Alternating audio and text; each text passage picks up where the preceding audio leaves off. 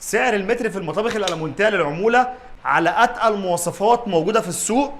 دي الالمونيا المحمله، دي الخفيفه اهو. لما نحط الاثنين جنب بعض هيبان الفرق. وش المطبخ بيكون كلادنج او يو في. المفصلات بتكون مفصلات السوفت كلوز المحمله، لو تيجي تقفل الظرف ما تروحش مرزوعه معاك. الفايبر الداخلي بيكون فايبر سعودي او فايبر اردني. سعر المتر شامل المعاينه في حاله التنفيذ والطلوع والتركيب عند العميل. اي محافظه ان شاء الله باذن الله شغالين فيها باذن الله. والكلام ده كمان على السعر الحلال اللي بنتكلم عنه.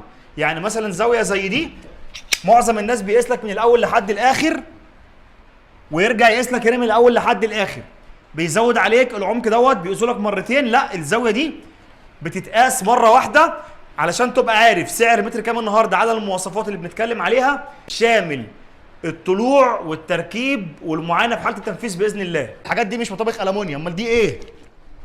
امال دي ايه؟ ده الشغل يا جماعه اللي احنا بنقول عليه ايه؟ ضمانه 10 سنين.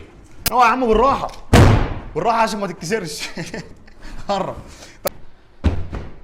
دي طالعه فوق المطبخ.